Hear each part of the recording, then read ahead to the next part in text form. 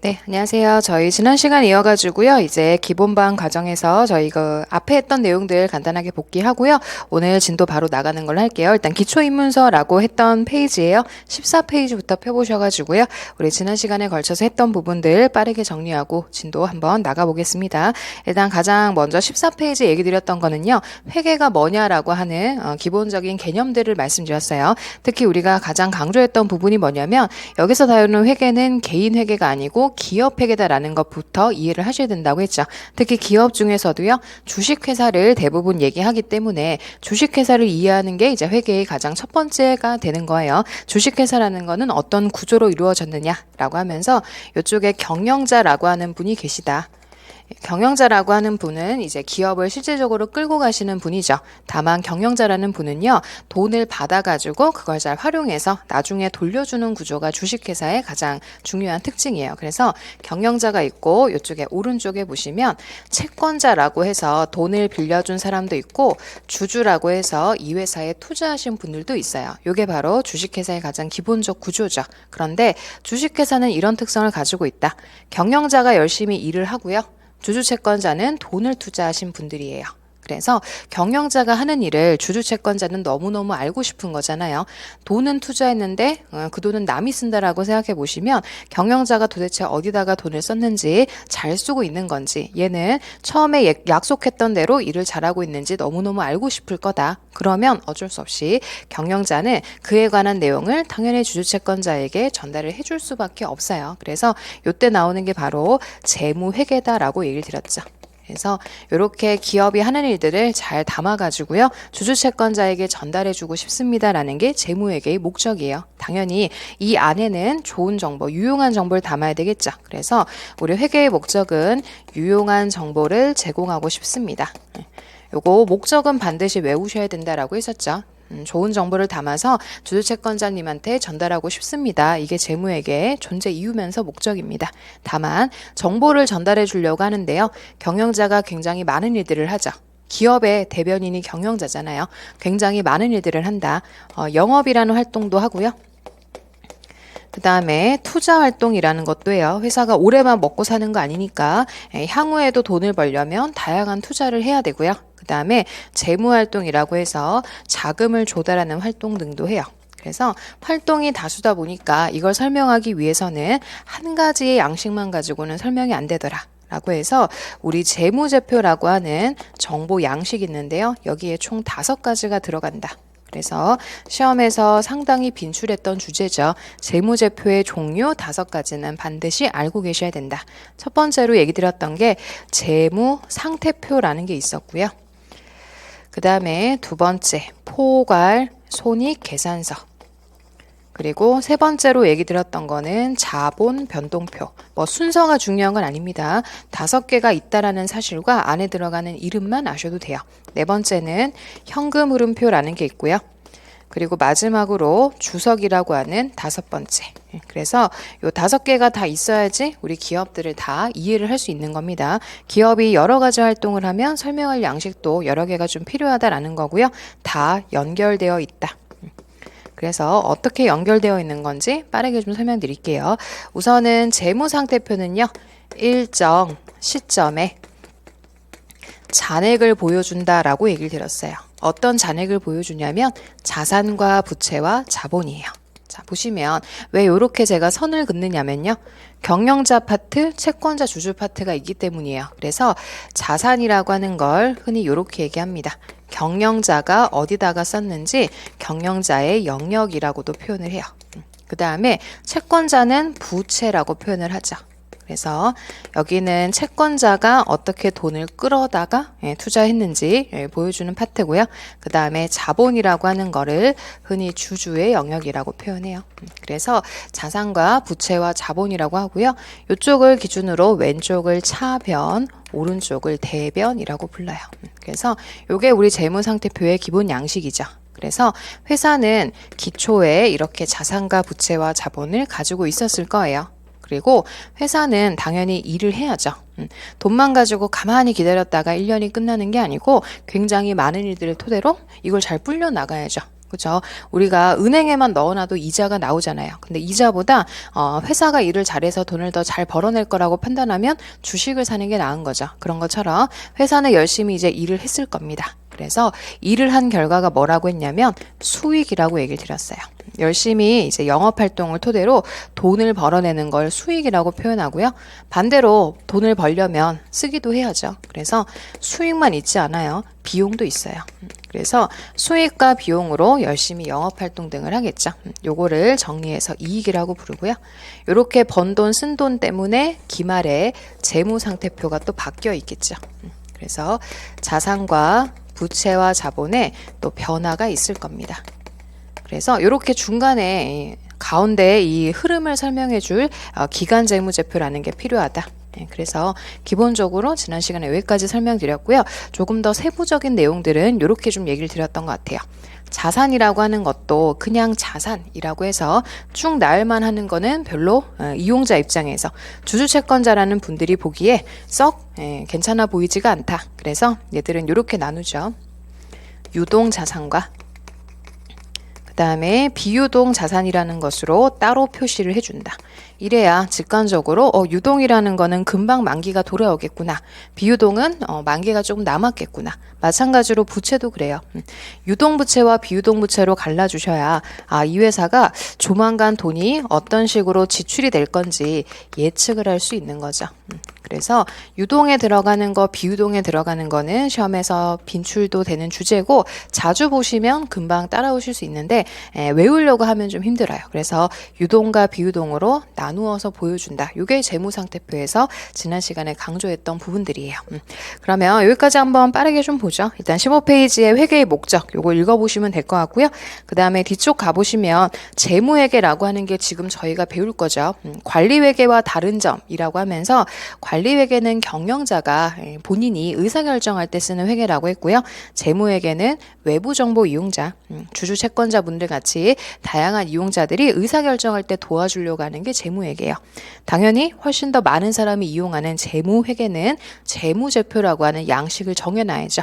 모든 사람을 다 만족시킬 수는 없으니까 대표되는 양식을 정해놓고요. 요대로 우리가 정보 전달할게요 라고 합의된 내역이라고 보시면 돼요. 그래서 매년 정기적으로 보고를 해줘야 된다. 그래서 회계 기간이라는 게 필요하다. 기업들은요 매일매일 일을 합니다. 다만 회계 연도를 정하지 않으면 임의대로 끊어가지고 재무보고를 하기 때문에 그래요. 그래서 딱 1월 1일부터 12월 말이 무조건은 아니지만 적어도 1년마다라는 표현을 잘 이해해 주시면 좋겠다. 그리고 회계 공부를 하시는 분들이라면 단기와 전기, 차기라는 표현 정도는 알고 계셨으면 좋겠다. 라고 했었죠. 그 다음에 다음 장 넘겨보시면 재무제표의 종류 5개. 그래서 5개의 재무제표는 안에 내용도 자주 나오고요. 종류도 워낙 시험에 많이 나왔어요. 5개를 재무제표라고 얘기합니다. 그래서 18페이지에 있는 그 표는 반드시 써보셔야 된다라고 말씀드렸어요. 가끔 눈으로만 보시고 그냥 나오겠지라고만 생각하시는데요. 눈으로 보는 거랑 한번 직접 써보시는 거랑은 엄청난 차이가 있어요. 그래서 재무상태표는 일정 시점 그리고 자산, 부채, 자본을 보여주는 표. 포괄손익계산서는 일정 기간이란 단어가 너무너무 중요하고요. 재무성과, 벌었던 돈, 쓴 돈. 그리고 현금 흐름표도 있고 자본변동표라는 것도 있고 주석도 있다. 그래서 5가지가 다 필요하다라고 했고요. 각각 재무상태표에서는 자산과 부채와 자본을 볼 수 있는 겁니다. 요거 수익과 비용은 포괄손익계산서에서 보여주는 거죠. 그래서 시험에서 이렇게 또 나와요. 다음 중 재무상태표의 항목이 아닌 것은 이라고 하면 자산부채 자본이 재무상태표죠. 수익을 집어넣어서 문제에서 골라내도록 하는 경우도 많아요. 그러니까 각각 얘들은 재무상태표, 요거는 포괄손익계산서. 그래서 어디에 뭐가 나오는지도 당연히 알고 계셔야 되겠다. 이게 실무에서 왜 필요하냐면요. 예를 들어가지고 나중에 이제 합격하시고 나서 이제 아파트 관리사무소에서 일을 하게 되실 건데 거기 가보시면 이제 그 회계감사 같은 걸 해요. 회계감사에서 저한테 뭘 요구하냐면 그 관리비 수입 내역을 보고 싶대요. 그러면 손익계산서를 열어봐야 되겠죠. 수익이니까요. 근데 재무상태표를 가지고 아무리 찾아봐야 안 나온다는 얘기예요. 물론 그 정도는 당연히 알고 계실 거지만 양식에서 각각 담고 있는 정보가 다르니 뭐가 들어가는지를 알 필요가 있다. 그래서 재무상태표에 자산부채 자본이 나오는구나 이 정도로만 아셔도 충분하고요. 포괄손익계산서에서 수익과 비용이 나온다. 그 근데 우리 포괄손익계산서 잘 보시면 기업들은요, 당연히 번 돈, 쓴 돈을 이렇게 표시를 해요. 그런데 주식회사는 요거는 알고 계셔야 돼요. 유상증자라는 게 뭔지는 알고 계셔야 된다. 우리 유상증자 최근에 또 많이 신문에서 나오는데요. 유상증자는 이런 거예요. 우리 회사 투자하고 싶은 사람 오세요라고 하는 게 유상증자예요. 그래서 유상증자는 회사가 일을 해서 돈을 번 게 아니고 주주가 그냥 돈을 추가로 출연해 준 거예요. 그래서 수익과 비용이라는 것도 있지만 여기 안에 이런 일도 있을 수 있어요. 유상증자라는 걸 토대로 주주를 모집하는 경우도 있고요. 주주한테 돈을 되돌려주는 걸 현금 배당이라고 부르죠. 그래서 이런 일들은 빈번하진 않아요. 굉장히 드물게 발생하고요.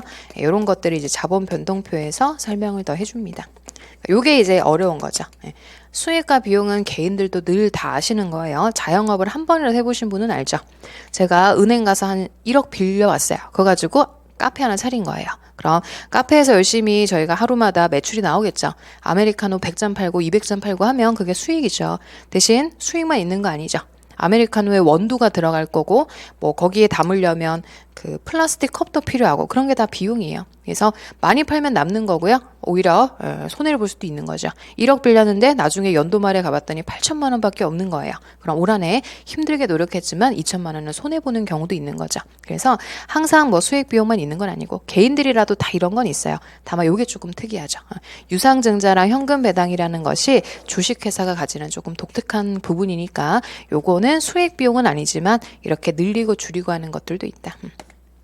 그래서 기말에 이렇게 자산, 부채, 자본이 되어 있을 거니까 연결하기 위한 이런 재무제표가 다 필요하다. 그렇게 인지해 주시면 됩니다.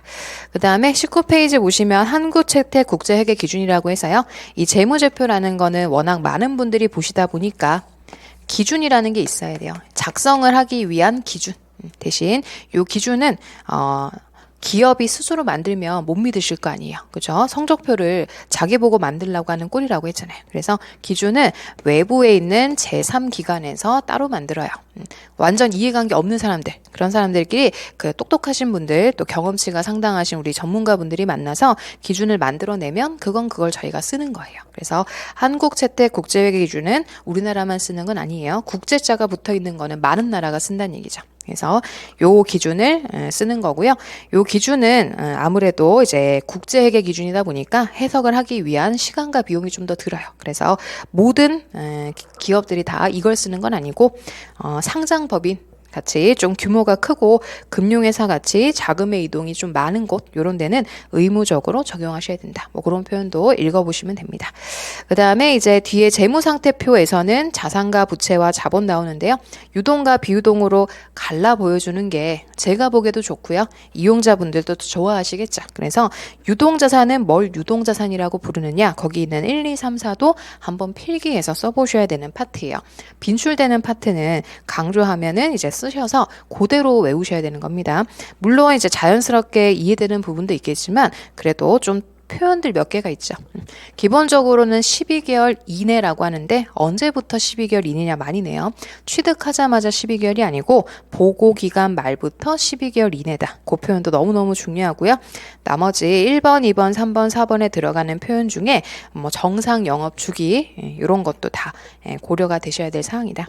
그리고 그 밑에 22페이지에 매출 채권이랑 미수금 요거는 구분할 수 있으셔야 된다고 했어요. 그 다음에 오른쪽에 비유동 자산도 있었고요.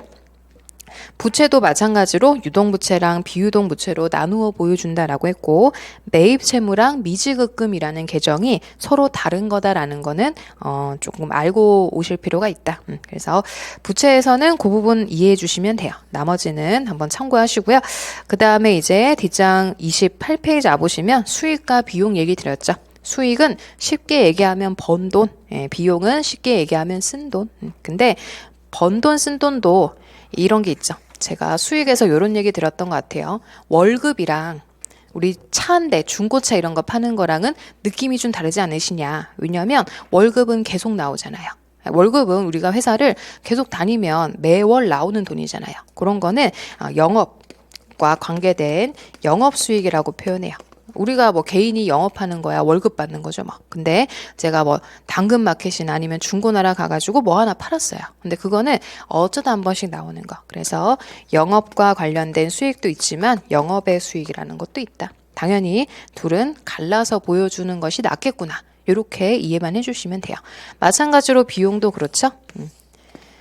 우리가 그 교통비 같은 거 있잖아요. 교통비. 예. 출근을 하려면 교통비는 당연히 나가야 되는 거죠. 그래서 교통비 같은 거는 영업 비용이지만 그 외에 일시적으로 발생하는 영업의 비용이라는 것도 있어요. 그래서 수익과 비용에서도 그런 식으로 갈라놨다라는 거 정도만 좀 알아두시면 되겠습니다. 그래서 이렇게 연결되어 있다라는 얘기 쭉 드렸으니까요. 그거까지 한번 정리해 보시고 이제 34페이지에서 오늘 진도 한번 나가 볼게요. 34페이지에는요. 이런 얘기 드렸어요. 그러면 도대체 어떤 거를 우리가 써야 되느냐. 회계라는 거는 써서 전달하는 거잖아요. 어떻게 써서 어떻게 보여줄 거냐라는 게 이제 회계의 가장 기본적인 얘기인데 거래의 그 종류라고 해서 34페이지는 회계 거래라는 걸부터 이해하는 거다. 자, 회계는 써서 표현하는 거라고 했는데요. 일단 자산, 부채, 자본, 수익, 비용이라는 개정 과목을 배우셨잖아요. 그러면 뭘 쓸 거냐라는 건데요. 자산, 부채, 자본, 수익, 비용이 바뀌어야 쓸 수 있는 거예요. 00000이면 쓸 게 없는 거잖아요. 그래서 기본적으로 회계상 거래라고 하는 것은 일반적 거래랑은 조금 다릅니다. 회계는 재무상태표, 포괄손익계산서에 써서 표시하는 건데 걔들이 바뀌어야 뭔가를 쓰죠. 그렇기 때문에 회계 거래랑 일반 거래랑 좀 달라요. 그래서 그거는 시험에서 굉장히 빈출되는 주제입니다. 뭘 쓸지 알아야 장부이자 한번 써보는 거죠. 그래서 35페이지 오른쪽 상단에 가보시면 회계거래에 해당하는 거, 해당하지 않는 거라고 하는데 다 외우시는 건 조금 어려우시다면 거래에 해당하는 거 이렇게 위주로 외우시면 돼요. 회계거래에 해당하는 거는 결국 쓸 수 있는 거야라는 얘기거든요. 그래서 뭐 재해로 손실을 입어도 재해를 입었다는 얘기는 자산이 날아갔다는 얘기잖아요. 자산 예를 들어 건물이 한 채 있었는데 건물이 불탔어요. 그럼 건물이 없어졌네요. 그러면 당연히 건물이 없어진 사실을 기록을 해야죠. 그래서 거래라고 하는 표현 때문에 헷갈리실 수 있어요. 그냥 쉽게 얘기하면 써야 되는 거, 쓸 수 없는 거 이렇게 갈라보시면 되는 거예요. 재해 입은 거 써야죠. 이거는 써서 알려줘야죠. 불난 건물 그거 아직 남아있지도 않은데 장부에 써서 알려줘야죠. 우리 주주채권자한테. 마찬가지로요. 계약금 받은 거 알려줘야 되겠죠. 돈을 받았는데 왜 받았어요? 계약금. 이렇게 해서 기장을 해 주셔야 되는 거고 뭐 비품을 구입했다. 제가 채권상 같은 거 샀다. 외상으로 샀든 아니면 현금으로 샀든 비품이라는 건 우리 채권상 같은 게 생긴 거 그다음에 뭐 상품을 도난당했다. 이런 것도 다 사라진 사실을 기록을 해 주셔야 되겠다. 그에 반해 거래가 아닌 건 다 이런 거예요. 그냥 그 종이에다만 쓴 거. 약속만 한 거 있죠. 자산, 부채, 자본, 수익, 비용은 하나도 안 바뀌었어요. 예를 들어 주문만 했다. 그러니까 주문만 했다는 건 정말 딱 이거예요. 사인만 했다. 이런 것만 가지고는 회계상으로는 여기다가 쓸 방법이 없는 거죠. 그래서 주문하거나 아니면 채용만 했거나 그래서 요런 것들, 요런 게 가장 질문으로 많이 나옵니다. 계약 체결, 주문 또는 뭐 이제 채용 요런 거 나오면 분명히 뭔가 한 것 같기는 한데 회계상으로는 기록의 방법이 없다라고 해서 대상이 되는 거 안 되는 거 요것도 뭐 잊을만 하면 거의 뭐 3년에 한 번씩은 무조건 나오는 주제라고 생각하시면 돼요. 자, 그러면 이제 거래가 뭔지라는 걸 알았으면 어떻게 씁니까? 라는 걸 이제 말씀을 드릴 겁니다. 요거를 그대로 살려서 써볼 건데요. 굵은 이름 위주로만 남겨놓을게요. 자, 이제 어떻게 쓸 거냐. 회계상 거래가 뭔지도 알았고 써보자라는 건데요. 이제 저희가 이렇게 선을 그어서 이쪽을 자산이라고 했고 여기를 부채, 여기를 자본이라고 했었어요. 그리고 여기 제가 체크해 놨는데 재무상태표는 일정 시점에 잔액이라고 표현을 해요. 잔액은 남은 거죠. 잔액은 어떻게 남는 거냐면 들어온 게 있고 나간 게 있어요. 이걸 정리한 것을 잔액이라고 표현해요. 자, 가장 쉽게 제가 현금이요. 올해 통장을 가지고 현금만 쭉 뽑아본 거죠. 그래서 현금이 들어온 게 한 1,000만 원 있었고요. 현금이 나간 게 800만 원 있대요. 그러면 잔액은 200만 원인 거는 아시겠죠? 그래서 요거 보시면 들어온 게 있고 나간 게 있는 거예요. 그래서 올 한 해 동안 현금이라는 것이 잔액으로는 200만 원이라는 겁니다. 근데 들어오기도 하고 나가기도 한 게 있는 거죠. 그래서 이런 거를 재무제표에다가 어떻게 표기할 거냐 이제부터 설명을 드릴 건데요. 거기 보시면 뭐 거래의 이중성, 대차평균의 원리라고 쭉 나와 있는데 회계상 거래의 특징은 뭐냐면 원인과 결과가 있다는 얘기예요. 예를 한번 들어볼게요. 자, 요거를 어떻게 표기할 거냐. 자, 예를 들어서요. 제가 은행에 가서요. 돈을 빌린 겁니다. 돈 빌린 걸 차입이라고 표현해요. 은행에서 제가 100만 원이라는 돈을 차입을 해왔어요. 그러면 자, 이게요. 현금이라는 것을 보니까 100만 원이라는 게 늘었어요. 현금이 일단 100만 원 는 거는 맞거든요. 근데 현금이 그냥 는 거예요. 아니죠. 현금이 100만 원 는과 동시에 저는 은행에다 갚을 빚도 100만 원 는 거예요. 그래서 현금도 100만 원 늘었지만 빚도 100만 원 늘었구나. 그래서 회계상 거래는 분석을 해보면 한쪽 파트만 바뀌는 게 아니고요. 원인과 결과로 구성되다 보니까 어느 쪽이 바뀌면 어느 쪽도 같이 바뀌는 이런 특성을 띠고 있어요. 그래서 이런 거를 회계는 거래가 이중성을 띠고 있다. 그러니까 원인만 있는 건 아니죠. 원인과 결과가 함께 존재하는 게 회계상 거래예요. 그래서 이게 지금 원인과 결과죠. 돈이 늘었네? 왜 때문에? 은행에서 돈 빌렸구나. 그래서 우린 요거를 둘 다 알려줘야 되지 않겠어요? 돈만 드립다가 써놓으면 돈이 늘었는데 이유를 모르는 거잖아요. 그래서 회계는 이렇게 원인과 결과로 구성된 것을 이렇게 표현합니다. 복식북이라고 해서요. 이렇게 두 개에다가 다 표시를 한다는 얘기예요. 한쪽만 쓰면 단식북이라고 표현하는데 저희는 원인과 결과를 둘 다 보여줄 거라서 복식북이라고 표현을 해요. 그래서 이제 요거를 설명을 드릴게요. 자, 지금 요 자산부채 자본을 제가 써놨죠. 그래서 요렇게 할 거예요. 저희가 어떻게 하면 자산을 차변 쪽에 여기가 차변이거든요. 차변 쪽에 자산 잔액을 남게 할 수 있을까? 라고 하면 이렇게 생각해 보면 되죠. 아까 제가 현금을 간단하게 그리긴 했는데 들어온 게 100만 원, 들어온 게 1000만 원, 나간 게 800만 원이면 200이 이쪽에 남는 거죠. 다시요. 여기 들어온 게 1000만 원, 나간 게 800만 원. 그러면 여기에 200만 원이 남게 되는 거죠. 들어간 자리가 200만 원 더 크니까. 그래서 이런 방식으로 기재를 해요. 즉 자산은 잔액이 차변에 남아야 된다. 요것만 잘 떠올리시면 돼요. 그래서 얘는 이렇게 기재합니다. 자산은 증가를 차변 쪽에 쓰고요. 자산이 감소를 하면 그거를 대변 쪽에 써요. 이유는 여기가 더 자산 증가가 1000, 감소가 800이면 200의 잔액이 차변 쪽에 남으면 이걸 그대로 이렇게 끌고 갈 수 있는 거죠. 그래서 제가 따로 외우라고 하지 않고요. 자산부채 자본의 위치를 잘 고민해 보시고 잔액이 차변에 남으려면 증가를 차변에 써야지 우리가 원하는 결과대로 자산 잔액을 차변에 남길 수가 있는 겁니다. 자, 이렇게 여기다가 좀 써보시면 돼요. 그럼 같은 논리로 부채도 한번 와볼게요. 그래서 부채라는 것도요. 잔액이 어디에 남아야 되냐면 대변에 남아야 돼요. 그러면 이번에는 반대가 되겠죠. 잔액을 대변에 남기고 싶으면 부채는 증가를 대변 쪽에 같이 써주면 되고요. 반대로 부채가 감소를 하게 되는 부분들은 차변 쪽에 써주면 잔액이 이쪽에 남아서 이렇게 들어가게 되는 거죠. 그래서 부채라는 것이 늘기도 하고 줄기도 할 건데 그거는 잔액을 대변에 남겨야 된다는 사실로 이해해 보시면 어디다가 증가를 쓰는 게 이 논리와 일관되겠느냐라고 생각해 보면 증가를 같은 대변 쪽에 써줘야 잔액이 여기에 남겠다라는 뜻입니다. 마찬가지로요. 자본도 같은 논리로 한번 써볼게요. 자본도 대변 쪽에 잔액이 남아야 되거든요. 그래서 자본은 증가하면 대변 쪽에 쓰고요. 그 다음에 자본이 감소를 하게 되면 차변 쪽에 씁니다.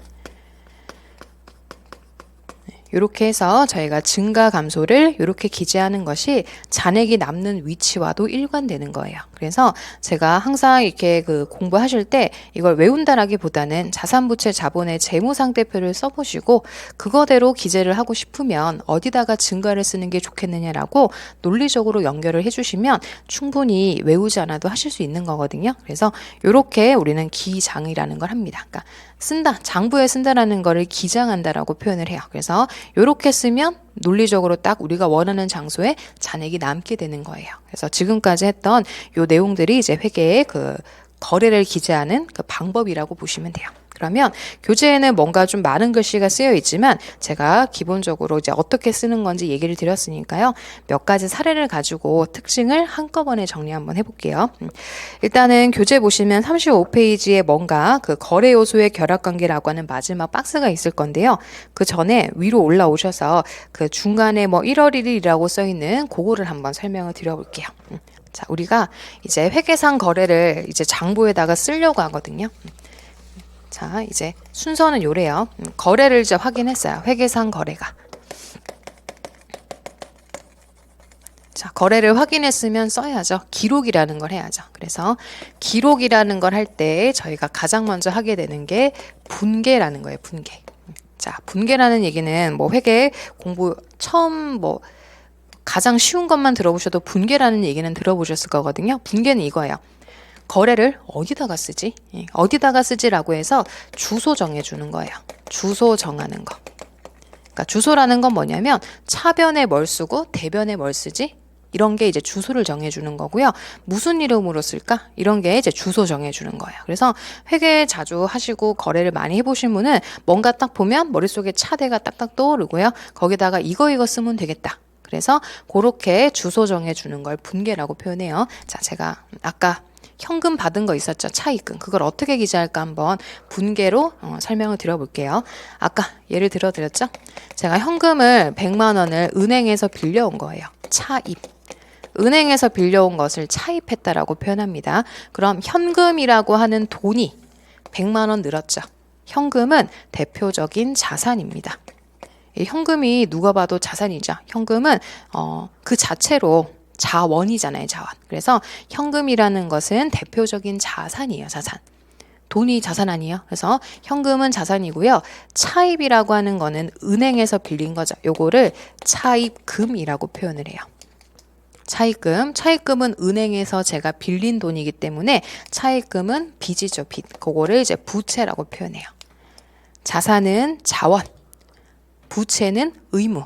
저 이거 돈 갚아야 되잖아요. 은행한테. 그러면 현금이랑 차입금이랑 이런 이름으로 써놓으면 되겠다라고 하는 걸 먼저 1차적으로 확인해 보시고 어디다가 쓰지라는 것을 이제 차변 대변에다가 표시를 해볼게요. 자, 이제는 저걸 보러 가시면 돼요. 여기다 제가 해놓은 거. 자, 차변 쪽에 뭘 써야 되냐 봤더니 현금이라고 하는 자산이 늘었죠. 아니, 돈이 내 주머니에 들어온 거잖아요. 빚을 졌든 일을 해서 벌었든 돈 100만 원이 지금 제 손에 들어와 있는 거잖아요. 현금이 늘면 차변에 쓰면 되는 거예요. 그래서 차변 쪽에 현금을 쓰면 자산 증가를 차변에 쓰기로 했으니까 딱 맞는 거죠. 그리고 요것만 있는 게 아니죠.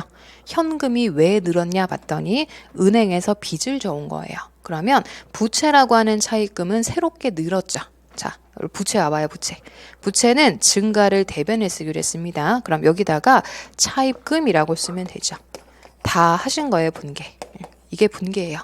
차변에 현금, 대변에 차입금 쓰면 되겠구나. 그리고 마지막에 금액을 100만 원 이렇게 쓰면 되죠. 그래서 돈만 100이 는 게 아니고 빚도 함께 는 거예요. 그래서 항상 회계상 거래, 회계를 잘 하시는 분들이면 원인과 결과를 확실하게 알고 있는 거죠. 이게 그 자영업 하시는 분들 중에서도요. 이렇게 이제 들어가고 나가는 거를 잘 머릿속에 떠올릴 수 있는 분들은 장사를 잘 하시는 건데 어떤 분들 이것만 생각해요. 버는 것만. 그러면 뭘 못 보시는 거예요. 버는 게 있으면 쓰는 게 있는 거죠. 그래서 버는 게 있으면 그와 동시에 비용 지출이라는 것도 있어야 되는데 버는 쪽만 생각을 하게 되시면 나중에 비용이 얼마나 지출되는지도 모르면 실컷 일을 했지만 돈은 까먹는 이런 결과도 생겨요. 그래서 회계는 이렇게 이제 양 사이드를 다 읽을 수 있으셔야 됩니다. 그리고 항상 분계는 여기 앞에다가 날짜를 써야 돼요. 제가 날짜는 안 쓰긴 했는데 1월 1일자에 은행 가서 돈 빌렸다 해보면 이 앞에다가 1월 1일 이렇게 날짜를 쓰시면 완벽한 분계를 하신 거예요. 그래서 요대로 계속적으로 집어넣을 겁니다. 그래서 계속 할 때마다요. 뭐와 결합됐는지를 써볼 거예요. 지금 현금은 자산 증가죠. 자산 증가라 제가 차변에 쓴 거고 차입금은 부채 증가라서 대변에 쓴 거죠. 그래서 이렇게 이렇게 결합되어 있구나라고 이해하시면 되는 거고요. 이걸 통해 이제 알 수 있는 거. 거래는 원인과 결과의 이중성을 띠고 있구나.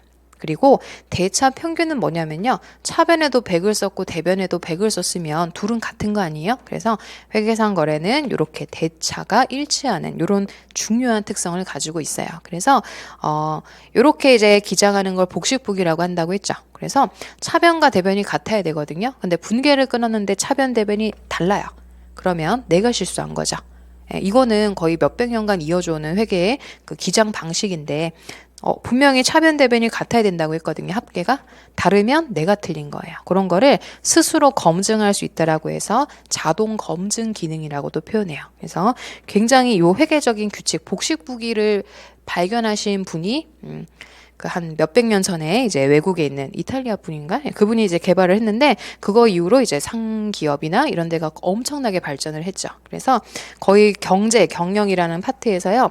그 역사, 화폐 역사 아니면 뭐 기업, 뭐 주식회사의 역사 이런 거 하면 반드시 나오는 게 복식부기예요. 이 복식부기로 인해서 굉장히 상기업이 엄청나게 발전했다라고 표현해요. 이걸 이렇게 기재할 수 있는 규칙을 발견함으로써. 그래서 이게 이제 굉장히 중요한 특성을 띠고 있습니다. 그래서 이런 식으로 여러 개의 거래들을 한번 분개를 해볼 겁니다. 그래서 계속 똑같은 얘기 반복을 할 거니까요. 이게 뭐와 뭐가 결합된 건지를 계속 한번 떠올려 보시면 되는 겁니다. 자, 그럼 일단 제가 자산부채에 대한 설명은 드렸고요. 이쪽으로 잠깐 넘어오셔서 아까 수익과 비용에 대한 것도 조금 설명을 드릴게요. 우리가 앞서서는 번 돈을 수익, 쓴 돈을 비용이라고 이렇게 간단하게 표기하긴 했는데 포괄손익계산서에서는 이렇게 표기가 돼요.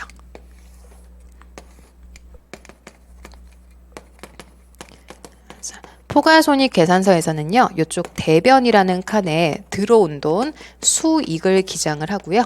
그 다음에 여기는 차변이죠.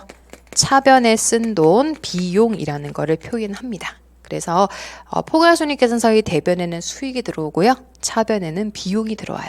그러면 수익과 비용도 같은 논리대로 기장하면 되겠죠. 자, 아까 요거대로 이해하시면 된다라고 했어요. 수익이라고 하는 것은 발생하면 대변 쪽에 남도록 하기 위해서 수익의 발생 또는 수익의 증가는 대변 쪽에 기재하면 되고요. 수익의 감소. 그러니까 수익의 감소는 뭐냐면요. 이런 거예요. 우리가 그 뭐 카페 같은 데 가보시면 누군가 주문을 하고 나서 주문 취소하는 경우 있죠. 그러면 번 돈인 줄 알았더니 매출 취소하게 되는 거. 그런 게 이제 수익의 감소거든요. 요거는 차변 쪽에 기재를 하고요. 비용도 마찬가지로 차변에 잔액이 남으려면 얘는 비용의 증가. 요거를 차변에 쓰고 비용의 감소를 대변에 쓰시면 돼요. 그래서 이쪽이 이해되면 쟤는 수익과 비용의 위치만 가지고도 어디다가 증가, 어디다가 감소를 써야 될 건지를 인지하실 수 있겠죠. 그게 이제 회계상 거래예요. 그래서 이거를 외우려고 하면 밑도 끝도 없는 거고요. 솔직히 요거는 대학교 때 1학년 들어가면 제일 먼저 배우는 게 요 기장하는 거예요. 그래서 요거를 거의 뭐 한 학기 내내 배울 정도로 굉장히 중요한 주제거든요. 그래서 지금 당장 이해가 안 된다고 나는 회계가 너무 어렵습니다라고 하는 건 너무 이제 성급한 거죠. 이거는 계속 한 뭐 한 달, 두 달 가량 여러 번 반복해서 대입을 해보셔야지 이제 조금 감이 온다라는 정도지 보고 직관적으로 이해되고 넘기시는 그런 파트는 아니에요. 그래서 공부하실 때 다른 과목 같은 경우는 뭐 민법이나 시설 같은 경우는 들으면 이해되시면 그걸 그대로 시험에 적용하실 수는 있는데 저희는 조금 달라요. 들어서 이해된 것이 본인한테 습득이 돼야 돼요. 들어서 아는 거랑 문제 푸는 거랑 되게 천지 차이여서 다른 과목이라는 공부를 좀 하는 방법 자체가 달라야 돼요. 들어서 그냥 알겠다. 이런 걸로만 넘기실 수 있는 과목이 아니어서 조금 귀찮고 쓰기가 번거로우신 분들도 있을 건데 제가 요거 칠판에 그냥 쓴 건 아니니까 같이 한번 필기해 보셔서 요거를 여러 번 한번 써보시고 이제 대입해 보시면 돼요. 그래서 너무 성급하게 막 분계 안 끊긴다고 뭐라 하시는 분 있거든요. 그거는 솔직히 오바죠. 대학생들이 한 학기 내내 배우는 건데 한 몇십 분 수업 듣고 안 돼요 라고 하는 거는 너무 성급한 결론이실 거니까 요거 분명히 처음엔 잘 안 됩니다. 그러니까 계속 요거 보고 써보고 하시면 돼요. 그래서 너무 성급하게 생각하지 마셨으면 좋겠다. 그래서 35페이지에 이제 그거를 밑줄 좀 그어 볼게요. 거래의 이중성부터 제목만 밑줄 그시면 돼요. 지금 보니까 거래가 한 사이드만 있는 건 아니잖아요. 원인과 결과다. 그래서 거래 이중서 옆에다가는 원인 결과라고 쓰세요. 원인만 있는 게 아니고 결과만 있는 게 아니고 원인과 결과가 함께 이루어지는 거죠. 그래서 거래는 이중성이라는 걸 띠고 있고요. 2번의 대차 평균의 원리는 별표입니다. 회계상 거래를 기록해 보면 차변과 대변의 같은 금액이 이제 기재가 되게 돼요. 그래서 결과적으로 같은 금액을 썼으니 금액이 같아야 되는 건 당연한 거 아니에요? 그래서 그런 걸 대차 평형의 원리 또는 대차 평균의 원리 같은 소리 하는 거예요. 평균이나 평형이나 그러니까 옛날에는 평형이란 표현을 많이 썼고요. 요즘에는 다 대차 평균의 원리라고 좀 많이 부릅니다. 그래서 그 부분을 좀 별표해서 제목 정도 외워두시면 되고요. 그 다음에 가로의 3번에 보시면 거래 요소의 결합관계라고 쓰여 있는데요. 잘 보시면 자산부채 자본 수익 비용의 증감을 가져오는 거래는 차변 요소와 대변 요소가 결합되는 거죠. 차변만 들이다가 바뀌면 합계가 안 맞잖아요. 그러니까 이런 거예요. 이것만 있으면 돼요. 차변 쪽에만 막 말도 안 되는 금액을 차입금 50만 원 이렇게 쓰시면 되나? 안 되죠. 그러면 대변은 아무것도 없잖아요. 대차가 안 맞는데. 그래서 항상 회계상 거래는요. 차변 요소와 대변 요소가 결합돼서 나오는 거지 차변만 나오고 대변만 나오고 하지는 않아요. 그래서 거래를 이해하시려면 차변, 대변을 동시에 볼 수 있으셔야 됩니다. 그래서 요건 별표 100만 개짜리죠. 서로 원인과 결과, 차변 요소와 대변 요소가 서로 원인과 결과가 되어 결합되며 차변 요소끼리만, 대변 요소끼리만은 절대로 결합되지 않는다. 그래서 요거 시험에 많이 나왔어요. 차변 요소와 대변 요소가 결합돼서 나타난다. 그러면 그 밑에 결합관계 좀 보세요. 차변 요소는 이거야. 차변에 써야 되는 거. 자산의 증가, 그 다음에 부채의 감소, 자본은 감소. 그쵸? 그 다음에 비용은 증가라고 하기도 하고 발생이라고 표현하기도 해요. 그럼 대변 요소 보세요.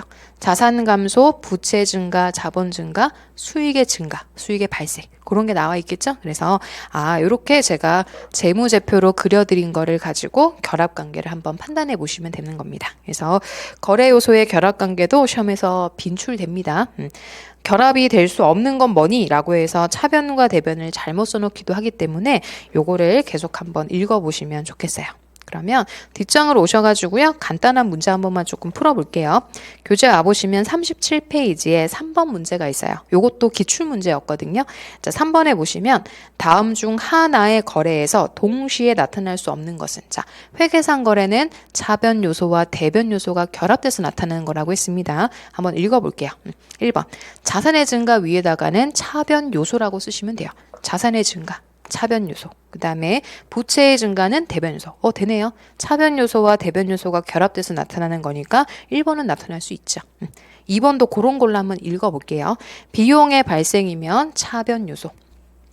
부채의 증가면 대변 요소. 되네. 차변 요소와 대변 요소가 결합된 거니까요. 3번. 자산의 증가는 차변 요소. 수익의 발생은 대변 요소. 오케이. 4번. 비용의 발생은 차변 요소. 자산의 감소는 대변 요소. 그렇지. 1, 2, 3, 4는 전혀 문제 없어요. 5번은 그럼 안 되겠죠. 왜 안 되는지 한번 써볼까요? 자산의 감소는 대변 요소. 자본이 증가하는 것도 대변 요소. 이건 안 된다. 차변 요소와 대변 요소가 결합돼야 되는 거지 대변 요소만 드립도 나오면 차변은 하나도 없다는 얘기잖아요. 금액이 안 맞아요. 대차 평균이 안 맞으면 그건 잘못된 회계 거래입니다. 그래서 5번은 나타날 수 없는 거죠. 요거 우리 기출문제로도 몇 번 나왔었던 조합이니까 회계상 거래는 이렇게 원인과 결과라는 거구나. 그런 걸 정리하시면 될 것 같아요. 그러면 문제 한 번만 더 읽어보고요. 뒤에 분계 간단하게 조금만 해보고 쉬었다 가겠습니다. 우선은 36페이지 와보시면요. 2번부터 한번 가볼게요. 자, 회계상 거래라는 것은요. 이렇게 자산 증가 감소, 부채 증가 감소, 자본 증가 감소, 수익과 비용의 발생의 결합으로 이루어집니다. 요거를 회계상 거래가 결합되는 관계라고 표현해요. 그래서 결합 관계라는 것만 이해하셔도 될 것 같고요. 오른쪽에 3번, 4번은 별표입니다. 요거는 별표 한번 해보시고요. 3번은 뭐가 들어가야 되는지 맞나? 뒤에 걸 먼저 한번 읽어보죠. 자, 회계상 거래는 모든 거래는 차변과 대변의 동일한 금액으로 이중으로 기입하는 것으로 복식 회계의 기본 특징이며 대차 평균의 원리의 성립 기초가 된다. 자, 동일한 금액을 이중으로 기재한다는 거죠. 그래서 거래는 이중성을 띠고 있다. 제목이 거래의 이중성이 되는 거고요. 4번 같은 경우는 차변 요소는 뭘 쓰느냐. 왼쪽에 써야 되는 거 물어보는 거죠. 자산의 증가, 부채는 감소, 자본은 감소. 그 다음에 비용은 발생, 뭐 증가라고 수도 전혀 관계 없어요. 그 다음에 대변에 써야 될 거는요. 감소, 증가, 자본은 증가. 그 다음에 수익은 발생하는 거죠. 그래서 요거는 다시 제가 설명드린 거대로 그냥 따라서 보시는 것도 중요한데 지워보시고 따로 한번 공부를 하신 뒤에 요 칸을 잘 채워보시면 될 것 같아요. 요게 이제 회계상 거래가 결합되는 방식이라고 보시면 됩니다. 그러면 이제 요걸 가지고 제가 분계라는 걸 한번 좀 해볼 건데요. 뒷장으로 한번 와보실까요? 뒷장. 뒤에 가보시면은 38페이지예요. 5번이라는 문제가 있어요. 요 5번도 동글뱅이 해보시고 요 친구도 이제 어떻게 기장해야 되는지를 한번 말씀을 좀 드려볼게요. 자, 요것도 동글뱅이 하시고 직원갑이라는 회사 사람이 있네요. 종업원 급여라고 해서 종업원이 저한테 일을 해줬으면 저는 비용을 급여를 줘야 되잖아요. 급여라는 것은 대표적인 비용이에요. 우리가 돈 벌려면 직원들 월급 줘야죠. 아르바이트생. 우리가 그 카페 같은 거 하려고 돈 벌려면 아르바이트생 써야 되는 거 아니에요? 그게 비용이죠, 뭐. 그래서 벌기 위해서 종업원들을 고용했다면 급여라고 하는 비용을 지급해 줘야 돼요. 저는 3,000원. 근데 미지급급여라는 건 뭐겠어요? 이름이 앞에 미지급 붙어 있죠. 아직 월급을 못 준 거예요. 그러면 월급이라는 거는 제가 종업원에게 다시 다 줘야 되는 거죠. 그래서 이렇게 기장을 하면 될 것 같아요. 쟤는 뭘 써야 되는 게 맞을까? 한번 고민해보고 옮겨 적어 봅시다. 급여가 3,000원이라는 급여가 발생을 했어요. 대부분 돈으로 주죠. 월급 돈으로 줘야죠. 통장에다가 돈으로 싸주면 되는 건데 제가 돈을 못 줬어. 지금 돈이 좀 모질라나 봐요. 그래서 급여를 못 줬다. 그런데 그 급여는 다 갚아야 될 빚이 되는 거잖아요. 그래서 아직 못 줬다. 미지급. 그럼 요거를 어떻게 하면 기장을 할 수 있을까? 라고 해서 또 차변과 대변에 뭐라고 쓰지? 한번 고민을 해볼게요. 일단 급여라고 하는 거. 급여는 대표적인 비용 항목 중에 하나라고 했죠. 비용이 발생을 했다는 얘기예요. 비용의 발생 어디서 본 거죠? 비용이 발생하면 차변에 쓰는 겁니다. 급여. 대신 급여를 제가 지급하지 못했죠. 그러면 미지급된 급여는 저에게 빚이에요. 빚. 의무. 종업원에게 급여를 줘야 될 의무가 발생했기 때문에 대변에는 부채가 증가를 하게 되죠. 그래서 급여라는 게 차변, 대변에는 미지급 급여라고 쓰시면 돼요. 있는 그대로 쓴 거예요. 돈 줬어요? 아직 못 줬는데요? 그래, 그러면 차변에 급여는 생겼는데 아직 못 줬구나. 이렇게 원인과 결과로 쓰는 거죠. 그래서 직원들한테 급여를 3,000원 줘야 되는데 아직 못 줬네 라고 하는 게 원인과 결과가 되는 거죠. 그래서 3,000원이라는 거를 이렇게 마지막에 같이 기재를 하시면 돼요. 요게 이제 분계가 다 끝난 거고요. 그러면 결합관계 한 번만 써봅시다. 급여라는 것은 비용인데요. 비용이 발생을 한 거겠죠. 그리고 대변에 들어올 수 있는 미지급 급여는 부채가 뭐 해야 돼요? 증가죠. 증가. 그래서 비용의 발생과 부채 증가가 결합된 거래입니다.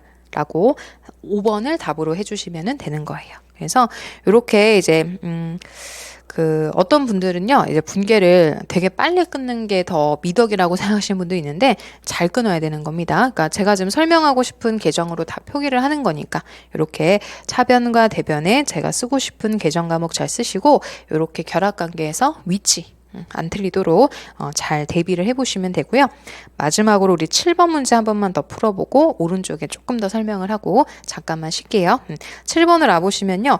이거는 뭔가 긴데요. 못 풀 것 같은데요. 라고 너무 지레짐작하지 마시고 한국이라는 회사가 있어요. 차입금 10만 원과 이자 3,000원을 현금으로 지급이래요.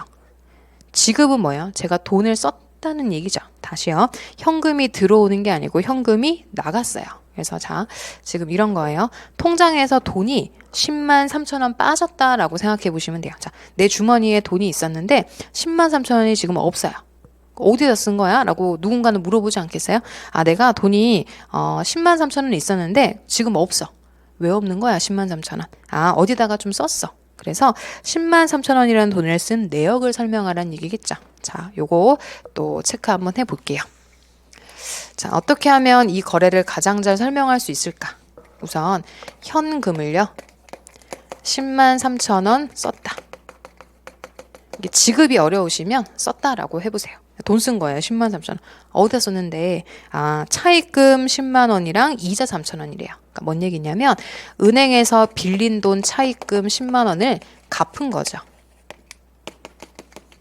네, 갚은 거를 상환이라고 표현합니다. 그 다음에 이자라는 건 뭐겠어요? 은행에서 돈을 빌리면 저한테 이자를 내라고 하겠죠. 그래서 돈 원본 10만 원 갚고 이자도 3천 원 나왔더라고. 그래서 10만 3천 원 갚느라고 돈 썼어. 그래, 그렇구나. 그래서 요거는 이자가 발생한 내역이다. 그럼 어떻게 써야 될까 한번 차변 대변에다가 한번 기재를 해봅시다. 자, 제일 쉬운 건 요거예요. 현금이 직관적이죠. 아까 현금은 대표적 자산이라고 했거든요. 현금은 누가 봐도 자산이죠. 자원. 이걸 가지고 돈을 벌 수 있는 굉장히 자원, 우리 기업에서 효과적으로 활용할 수 있는 자원이기 때문에 자산 칸으로 오시면 돼요. 자, 그럼 이걸 안 지우길 잘했죠? 자산이 줄었어요. 현금이 없어졌잖아요. 현금이 썼다며요. 그러면 현금이 줄었네? 그럼 여기다가 대변에 현금이라고 써야죠. 현금 썼어요. 위치 잘 맞춰가지고. 그 다음에 차입금이라고 하는 것은 부채였죠. 아까 설명드릴 때 부채가 상환이라는 거는 없어졌다는 얘기죠. 자, 빚이 늘기만 하진 않잖아요.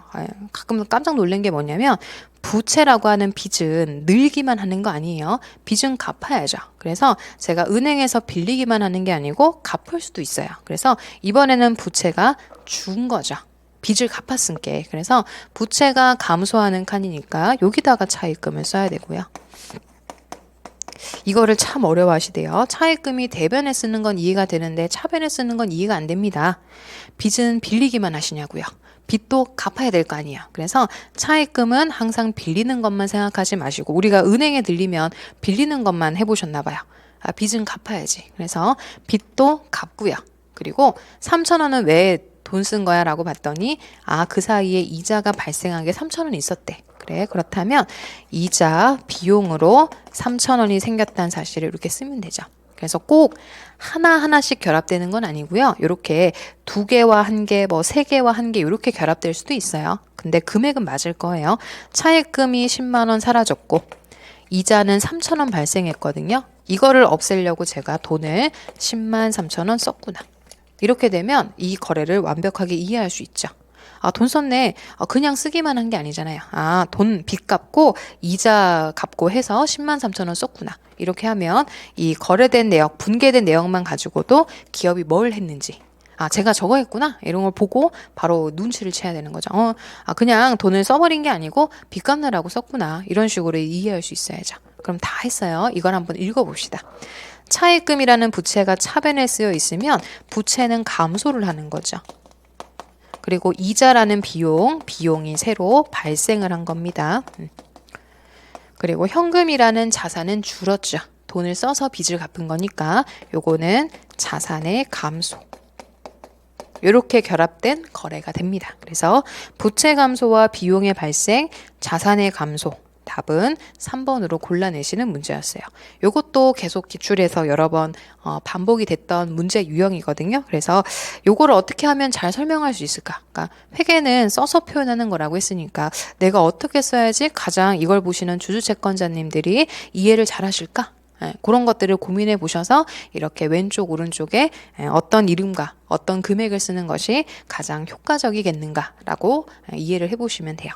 그래서 이렇게 제가 어떻게 분개가 되는지를 간단하게 설명드렸고요. 오른쪽 39페이지 가보시면 계정이란 단어가 있는데 이것만 딱 설명드리고 싶게요. 지금 제가 한 게 다 계정이에요. 그러니까 이거 현금, 차입금, 이자 비용 요런 게 다 계정이에요, 계정. 그러니까 우리가 증감을 기록하기 위해서 썼던 요 이름 있죠. 요런 걸 계정이라고 불러요. 예를 들어 기업은요, 되게 거래가 많거든요. 이걸 다 다른 이름을 쓰면 관리가 되겠어요, 안 되겠어요? 너무 어렵지. 그래서 대표적인 이름을 쓰는 거예요. 그래서 현금이라는 것을 이름을 설정해서 현금이 들어오고 나간 거는 요 이름에다가 같이 표기해 주면 되는 거죠. 그래서 관리하기 위한 장소라고 생각하면 돼요. 그래서 첫 번째 줄만 밑줄 그을게요. 같은 성질을 가진 것을 항목별로 나누어 기록, 계산, 정리하기 위해 설정하는 단위를 말한다. 말은 어려운데 우리가 지금 현금, 차입금, 이자 비용이라고 불렀던 요 이름 각각이 다 계정이라고 생각하시면 돼요. 그래서 계정이라는 건 관리하기 위한 단위 또는 장소라고 표현을 합니다. 그러니까 이름 정도만 일단 읽어보시고 그 밑에 것들은 제가 조금 더 설명드릴 부분이 있으니까 잠깐 쉬었다가 39페이지부터 다시 나가는 걸로 하시죠.